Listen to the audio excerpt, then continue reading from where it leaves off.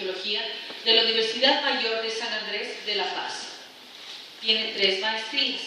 En esta universidad tiene una en Desarrollo Agrario y en Relaciones Internacionales. Tiene otra en la Plaza Ecuador, capítulo Quito, una maestría en Socioambiental. Tiene 24 años de docencia, tanto en Bolivia como en Ecuador. 3 veces ha sido director de Antropología y Arqueología de la Universidad Mayor de San Andrés de La Paz. De igual manera, en esta misma universidad ha sido director y fundador del Instituto de Antropología y Arqueología. Ha sido decano de esta misma universidad en Ciencias Sociales. En la actualidad, en la Universidad Central del Ecuador, es coordinador y fundador de la Maestría del Summa Causa. Es coordinador de la Maestría de Planificación y Urbanismo de la carrera de Arquitectura. Es docente de la carrera de Trabajo Social. Con ustedes, el magíster Freddy Michel Portugal. Un fuerte aplauso. Muy buenas tardes. Agradezco por la invitación y voy a tratar de ser lo más sintético posible para que ustedes tengan la posibilidad de alguna réplica en las preguntas. Un poco el tema que nos compete es el Capañán, con un término que es quechua y que, digamos, manifiesta una etapa histórica precolonial. Entonces, sí, lo que hemos tratado de poner es además el nombre local. El nombre local está en Aymara, Hacha es grande, Taqui es camino y Urco es macho o masculino. Pero ahora, el Taqui es sobre todo un camino simbólico. Entonces hay una cosa que siempre está y es permanente. Es decir, siempre interactúa lo simbólico como material, como social, como político, constantemente. Y esta es una secularidad que se da no solamente en la parte inca, sino es atrás en años, es mucho más antiguo. Ahora, Marcos es esencialmente arqueólogo y yo soy esencialmente antropólogo. Los dos tenemos la misma formación, pero él tiene más de la perspectiva de arqueólogo y yo más de antropólogo. Obviamente los dos somos bolivianos y hemos trabajado en función de un instituto que he tenido a bien fundarlo en la ciudad de La Paz, que es en la Universidad Mayor de San Andrés, que es el Instituto de Antropología y Arqueología. Esta en realidad es una foto provocadora, ¿no? Porque si bien vamos a hablar del Capañán, esta es una foto que absolutamente no tiene nada que ver con el tema. Yo reitero, es bastante provocadora porque esta es la Amazonía noreste de Bolivia. Y estas son cultivos que tienen trazos de más de 1 kilómetro cada plataforma por 80 metros de ancho. Esta es una parte que se llama Mojos, que ha sido muy trabajada por Marcos y Carga Jaimes, que ahora vive en el Ecuador y que es docente en la Universidad Católica. Entonces, la dimensión de todo este complejo es más o menos la mitad de lo que se tiene en el territorio ecuatoriano. Entonces, en la Amazonía boliviana, donde se dice que no existía gente, por estas construcciones, realmente la mano de obra es altísima, claro, la temporalidad es larga, pero es una interrogante que no solamente ha sido la parte andina, digamos, la que ha generado perspectivas de civilización. Para el caso, esta es una civilización hidráulica, donde la FAO ha reconstruido algo en este momento para las inundaciones, ¿no? Porque son islas, además, que se van modificando en el paisaje, porque esta es una sabana que está de 0 a 300, no hay inclinación, suelos impermeables, y con 6 meses de lluvia, esto constantemente está inundado, por lo tanto, han necesitado hacer islas artificiales, bosques, galería, y sobre todo un manejo hidráulico de lo que son cultivos y producción.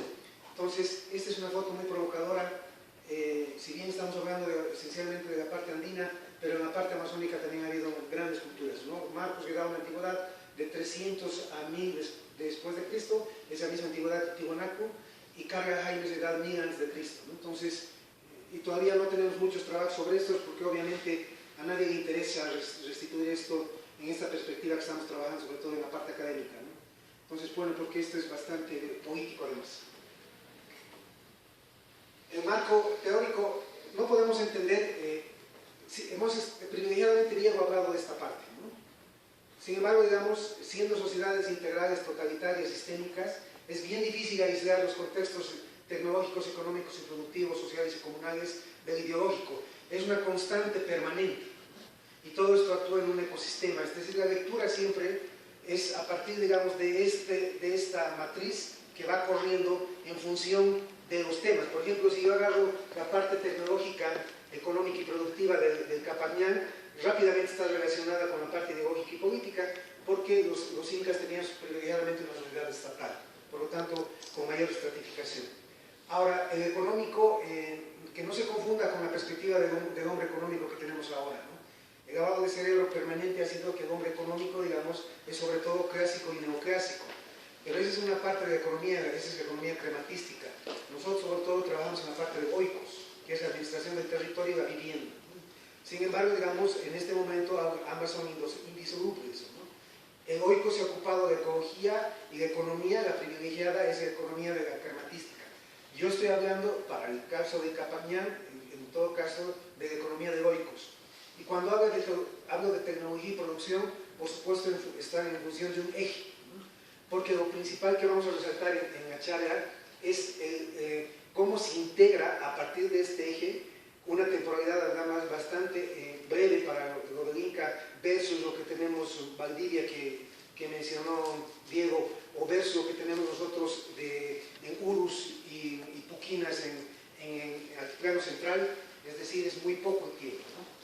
Entonces, pero bueno, un ejemplo de esto es cómo entiendes, ¿no? Entonces, estoy explicando la visión teórica que tengo para hacer la lectura del Capañán.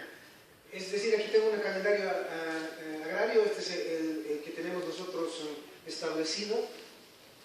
Estos son los tiempos festivos, estos son los tiempos de siembra y cosecha, y finalmente son, digamos, los instrumentos que vamos a ir tocando, ¿no? Aquí están las anatas. Ahora, lo que quiero resaltar con esto es de que todo está relacionado permanentemente, inclusive a niveles festivos, de tocar los instrumentos, se van a tocar siempre en función de unas actividades agrarias, de unas actividades de interacción con el ecosistema y sobre todo, digamos, respetando los climas, ¿no? No puedes tocar, digamos, instrumentos de viento de determinada contextura de cañas, por ejemplo, en época que tiene que llover porque aleja esa lluvia. Entonces, ahora, eso que parece más bien superstición es que hay que ver una cosa, ¿no? Son conocimientos adquiridos en función de unas temporalidades muy altas, ¿no? Procesos de domesticación altos, entonces, por lo menos el beneficio de la duda de que si se hacen las cosas existe una contraposición de la naturaleza, ¿no? Entonces, ese es el dato con el que voy a trabajar. Pues esta es la práctica un poco, y bueno, es lo que quiero hablar. Un poco, digamos, hay una gran discusión en este momento porque entendemos nosotros que las ciencias occidentales en este momento están en crisis. Crisis que se manifiesta, digamos, en la parte económica, en la parte social y en la parte política. Entonces, es el gran momento para América del Sur, ¿no? Porque América del Sur, además, digamos, de que tiene un gran acervo tradicional y cultural y ancestral, que es el que voy a hablar, tenemos otro tipo de movimientos contemporáneos que tienen que ver justamente con esta reivindicación. Es decir, el ethos indígena, por ejemplo, en las reivindicaciones en América Latina, ha posesionado y ha sobrepasado al ethos solamente del movimiento social a partir de los obreros, especialmente en países como Ecuador, Perú y Bolivia. Entonces, en este momento es la discusión cómo incorporamos, cómo hacemos un diálogo de saberes en función de la ciencia que enseñamos en las aulas y las ciencias que todo el día y cotidianamente estamos interactuando. Entonces, ¿cómo hacemos para eso? Porque estamos reproduciendo un modelo en función de una ciencia occidental que es bastante excluyente, y es tan excluyente que inclusive excluye a sus mismas perspectivas. Por ejemplo, la filosofía, por ejemplo, la religión, no tienen cabida en el discurso de la ciencia occidental. Entonces, no solamente excluye a los demás, sino también se autoexcluye permanentemente. Entonces, en este momento estamos en una discusión sobre esto. Entonces, lo que queremos generar es cómo incorporamos esto. Y en arqueología es un potencial epistemológico, porque la arqueología tiene una cosa fantástica. Además, digamos que puedes elucubrar políticamente, ideológicamente, sobre todo la demuestras materialmente. Entonces, y cuando demuestras materialmente, obviamente estás entrando al campo de las ciencias que nos han ido arrastrando permanentemente. Entonces, en este diálogo de ciencias, la arqueología no solo puede interpretarse a sí misma, sino puede interpretar a otra ciencia. Y esa perspectiva no existe en la ciencia occidental. La ciencia occidental, siendo excluyente, no tiene la posibilidad de interpretar a otros saberes, no puede, porque ha sido formada de otra forma, su génesis de otra forma. En cambio, la arqueología es un potencial epistemológico, es decir, Por ejemplo, ya pasan de cuentas la estabilización de taludes que tenemos en arqueología, nosotros hacemos con terrazas de banco de formación lenta, que son las terrazas que se hacen para modificar pendientes en los cerros. Con eso estabilizamos taludes, tenemos niveles de infiltración que no se utilizan tubos, se utiliza cuarzo, que finalmente es la arena. La pregunta era, en ingeniería hidráulica, en ingeniería civil, ¿en qué momento metemos esta materia de arqueología que nosotros hacemos y vamos vislumbrando cuando descubrimos la pirámide de Acapán? Es decir, ¿cuál es el concepto? No existe. No existe ese. Entonces, es un desafío para nosotros que también las ciencias occidentales sean interculturales. No lo son, pero en América Latina por lo menos sí debe ser. En las universidades, además de lo que nos han enseñado, porque por supuesto el conocimiento occidental tiene cosas buenas, pero también nosotros tenemos cosas superlativamente buenas y además sostenibles en el tiempo, como voy a ir demostrando. Entonces, un poco la línea es bastante crítica a lo que estamos aprendiendo en las universidades, pero también reconociendo que hay cosas positivas en las universidades, pero, digamos, retroalimentando desde la cotidianidad. Es decir, que finalmente todo lo que han aprendido desde que han nacido debe incorporarse a las universidades. Lo que nos enseñan es a desconocer nuestro conocimiento cotidiano, eso es increíble. Entonces, si se dan cuenta, nos forman para vivir en un país que no es el nuestro. Entonces, no es casual que todos los modelos macroeconómicos fallen, porque ni siquiera tienen el espíritu crítico de acoplarlo a nuestra realidad, no, simplemente son recetas. Y como han funcionado en países desarrollados, nosotros que somos previos subdesarrollados, y eso que eso es otra gran mentira, entonces tenemos que llegar a ser como ellos. Entonces, se han dado cuenta, nunca incorporamos ni siquiera este saber que hemos sufrido nosotros en las privatizaciones, etcétera, etcétera. Ni eso se incorpora en las universidades cuando aprendemos economía.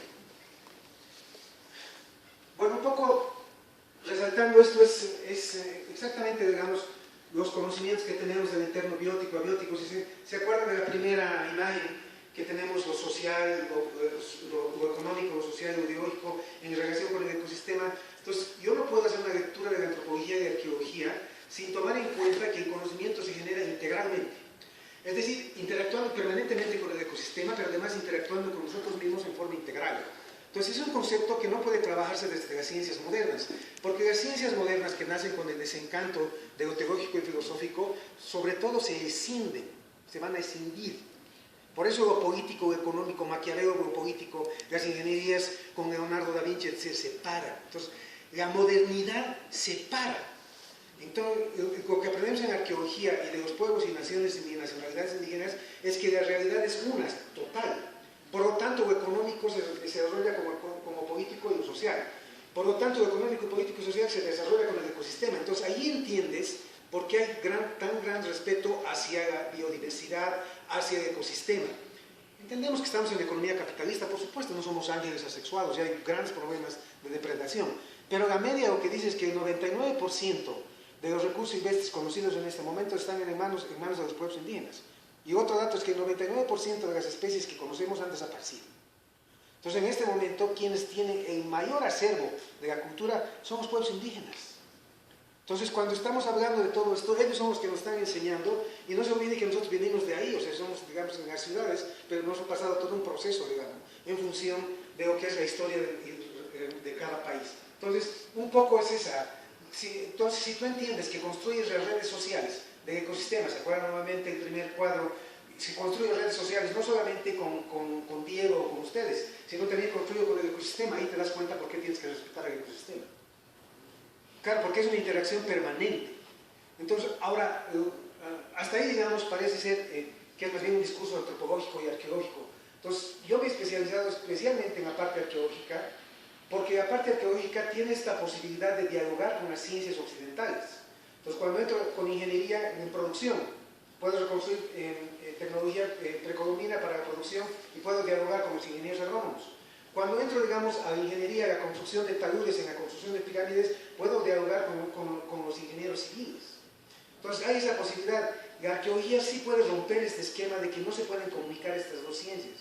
Y asimismo, la arqueología tiene sus propios avances internos.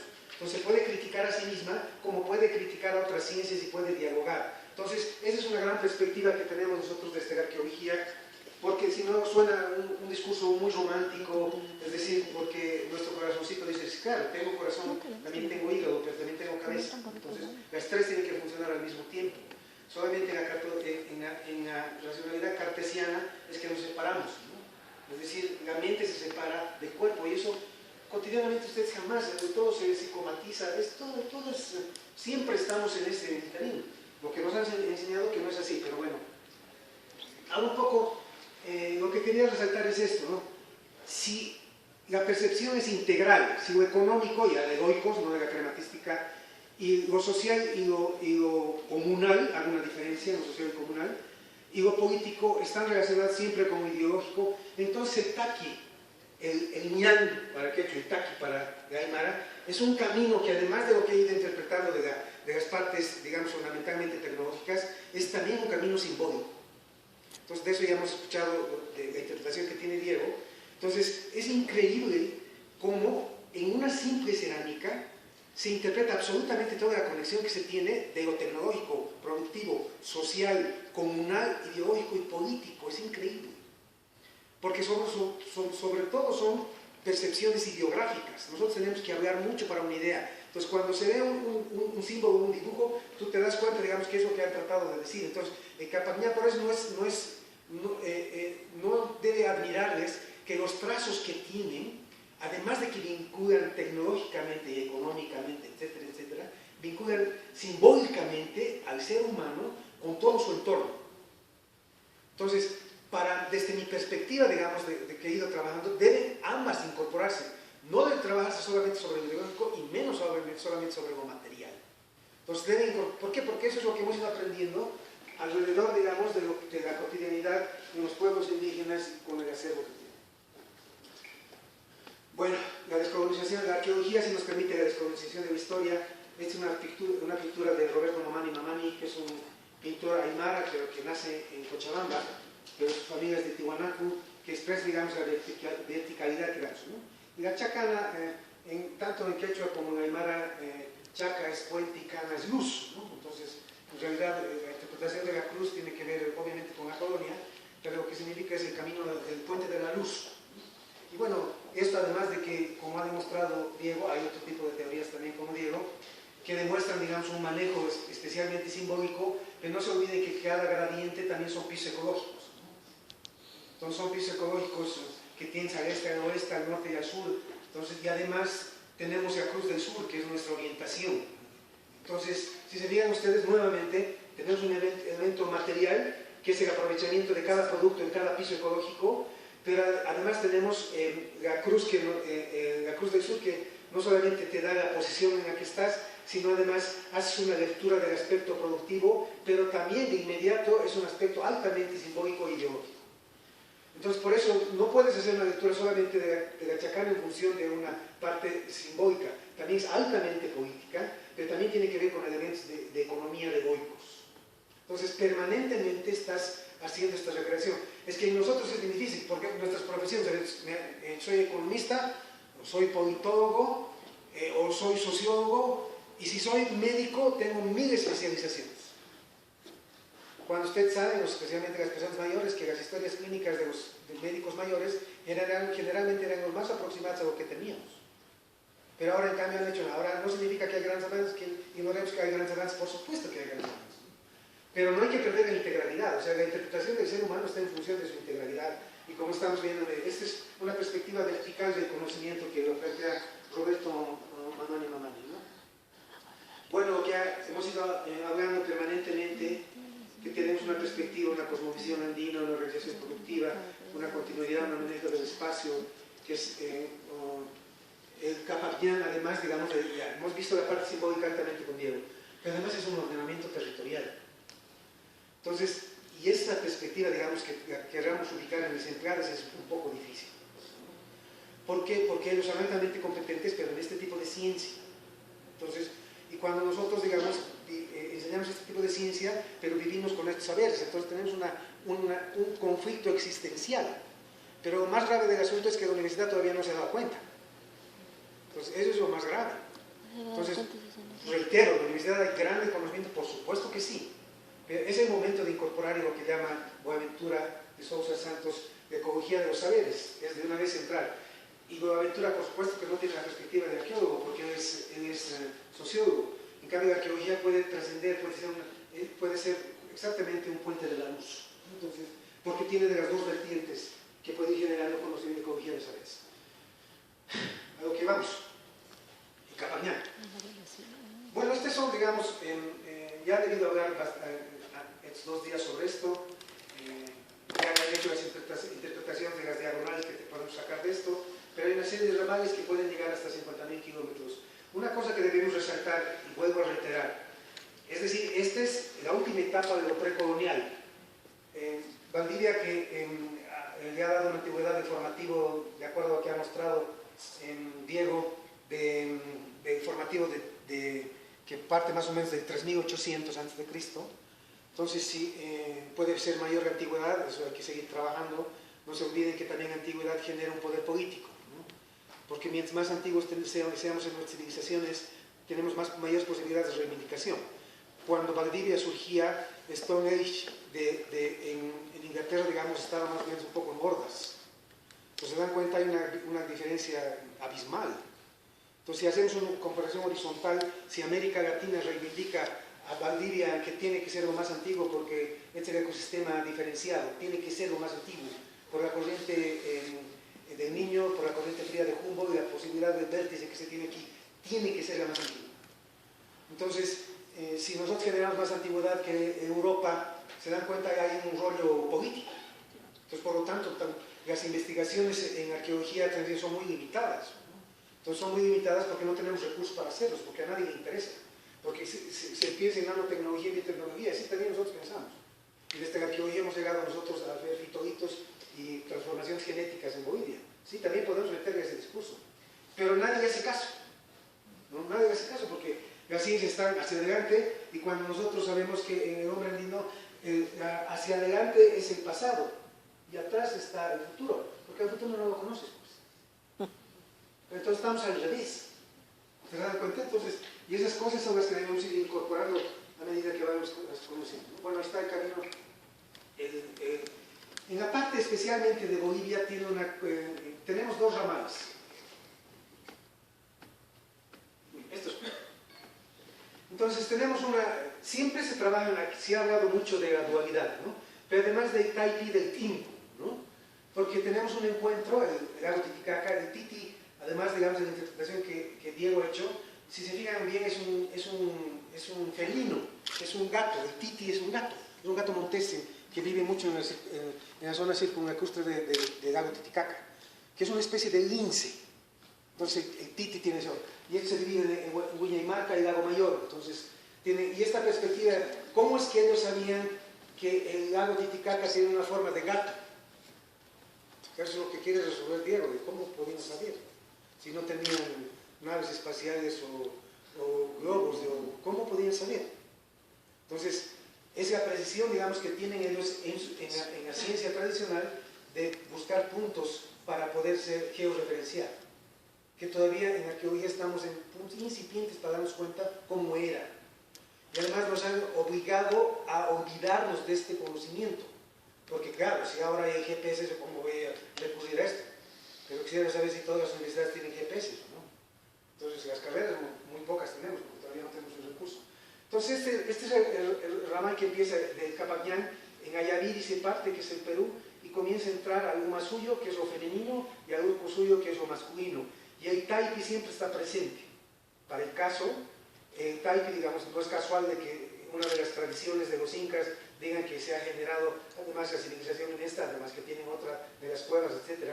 Pero todo este sector vendría a ser el Taipi o el encuentro. Entonces hay una diferencia entre el Taipi, el encuentro y el Tinku, ¿no? Entonces más bien Tinku es más para el quechua y el Taipi, pero no significan lo mismo, porque una cosa es el centro y otra cosa es que nos encontremos. Nos podemos encontrar en el centro, como también nos podemos encontrar en la parte de abajo. Entonces la parte de abajo todavía existe en Bolivia, Omasuyo se dice, pero como bien ha dicho nuestro compañero boliviano, no existe la N y la O, especialmente en el Aymara, así que siempre se pronuncia con U. Entonces, para lo que nos tocó a nosotros, para el Capañán, en función de la tecnología, sobre todo, ellos han dado la posibilidad de unificar en función del aprovechamiento de los recursos naturales y de alta tecnología desarrollada ya desde los Puquinas y desde los Urus. Y aquí hay una gran contradicción. Inclusive los Aymaras, que son más o menos ni de Tiwanaku se sabe si son aymaras o son puquinas, ¿no? Entonces, Tiwanaku es de 500 al 1000 después de Cristo. Ahora, los aymaras tenían una percepción un poco, digamos, de menoscabo a los puquinas y a los urus. Y lo que sabemos por Clark Erickson del Perú y para nuestro Instituto de Investigaciones en el Altiplano Central de Bolivia, es que los que más grande tecnología han efectuado son justamente los urus y los puquinas, porque coinciden con las fechas. Es el formativo de 1800 años antes de Cristo, y ahí es donde tienes la creación de frontera agrícola con terrazas, sucacoches, que les voy a mostrar. Pues entonces, todo este conocimiento antes de los incas, estoy hablando que son más de 2000 o 3000 años, domesticación de plantas más de 5000, que los incas van a agarrar porque son un estado. Entonces porque hay otra lógica, son más guerreros. Entonces, el Capañán sobre todo entonces articulaba todo este acervo tecnológico de miles de años, además, digamos, de los recursos naturales en cada piso ecológico, porque obviamente estamos viendo en esto en un plano, no estamos viendo en 3 dimensiones, ¿no? Como siempre, y nos acostumbran además a ver esto, pero si ustedes trabajan en el área rural nunca puedes presentar estas cosas, ¿no? Nadie te entiende, tiene que ser en 3 dimensiones siempre. Entonces, los incas han tenido, digamos, la posibilidad y la oportunidad de articular pisos ecológicos, pero además casados con una alta tecnología. Entonces yo les comentaba a mis colegas, que gracias por venir, mis colegas de trabajo social, les comentaba que nosotros hemos reconstruido muy cerca de Lago Titicaca y muy cerca de Tiwanaku, justamente el centro, en Coanipampa, en un lugar que se llama Muncaña. Hemos reconstruido unos sucacollos que les voy a mostrar que son, hemos cosechado 42 toneladas por hectárea de papa, 42 toneladas de toneladas. Solamente en el siglo XXI se ha llegado con riego, agoteo y computarizado se ha llegado a esa producción. Pregunten los que saben del área rural, ¿cuántas toneladas de papa se puede cultivar en una hectárea? Nosotros hemos llegado a sacar 42 toneladas de papa en una arqueología experimental. Entonces, si se fijan ustedes, y en Bolivia en este momento la media es 6. Entonces hemos retrocedido más de 3.500 años en el aspecto productivo. Si le quieren meter al mercado, que le metan al mercado. Pero lo que yo quiero decir es que nuestra tecnología precolombina hay que respetarla, porque tiene un gran acervo, manejo, pero además maneja simbólicamente, entonces es realmente completa. Entonces, ¿y por qué me he especializado en eso? Porque justamente cuando yo voy a hablar con un ingeniero agrónomo, cuando voy a hablar con un economista, yo debo saber lo que ellos saben. Porque para mí me resulta más barato que incorporen este tipo de tecnología a los ingenieros agrónomos que meterle monsantos y transgénicos, por supuesto. O sea, no hay comparación. Claro, pero nuevamente estamos así, ¿no? Vemos nosotros, conocemos el pasado muy poco por ahora, pero el futuro está en nuestra espalda y no sabemos cuál es el futuro con este tipo de universidades que nos están implementando.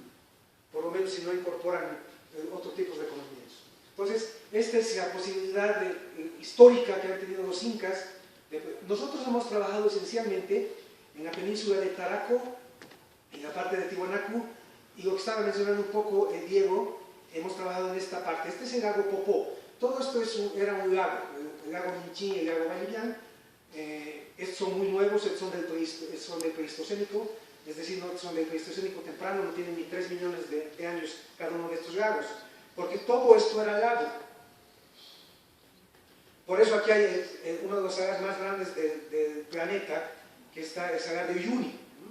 Porque todo esto era, y por esto, por cierto, no es de agua dulce, es de agua salada, pero no es tan salada como el mar, pero sí es de agua salada todo esto.